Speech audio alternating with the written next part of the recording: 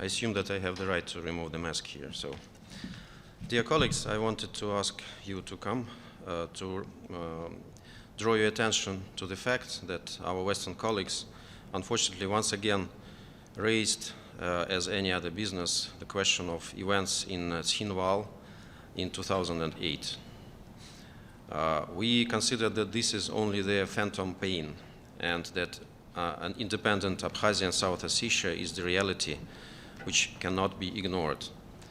I'm quite sure that our Western colleagues will also approach you today after the meeting, and they will draw your attention to the alleged facts of Russian aggression, which in fact does not exist. I want to stress that Russian Abkhazian and Russian South Ossetian cooperation have long ago became stabilization factor on South Caucasus, and we don't see any role of Security Council in this region.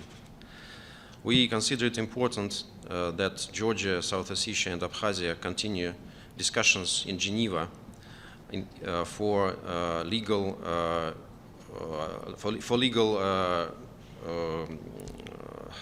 finding legal formula for their mutual commitments on non-use of force and for resolution of other urgent matters.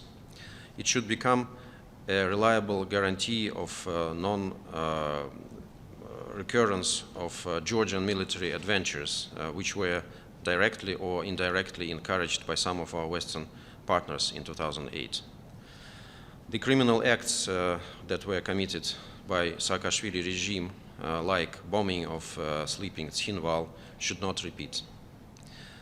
We want to express our concern with the continued policy of Tbilisi for accelerated Euro-Atlantic integration, as well as of this country joining the plans of US and NATO on containment of Russia.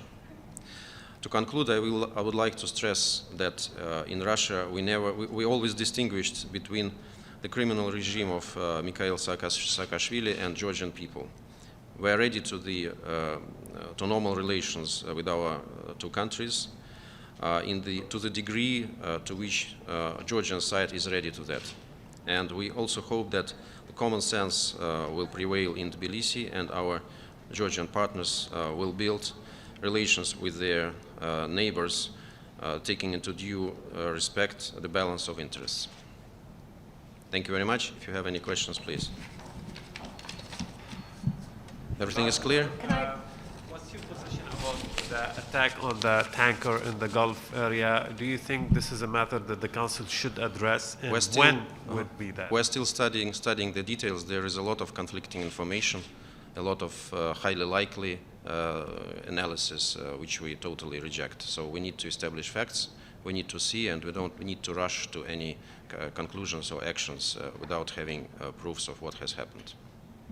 Okay? Mr. Ambassador, given the deteriorating situation in Afghanistan, does Russia think it's time for more UN involvement in the country? Would you support a stronger role for the United Nations in peace talks, for example? We think that it's time for Afghans, first of all, themselves to sort out all the difficulties and to understand what they want from their country and how they want it to develop. I think that's the priority right now.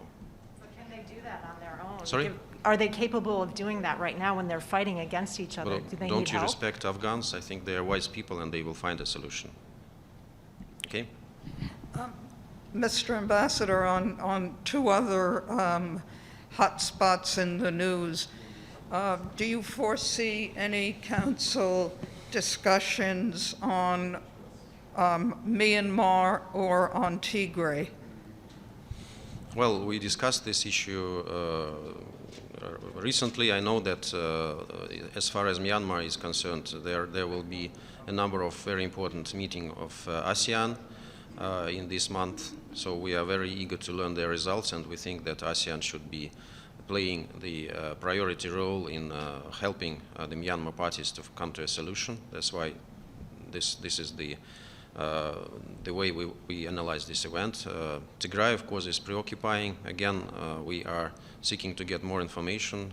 We have some information from Ethiopian government, from elsewhere, so we are analyzing this information, and in due course we may address this issue if it's necessary. Okay? Thank you very much. Thank you, everybody.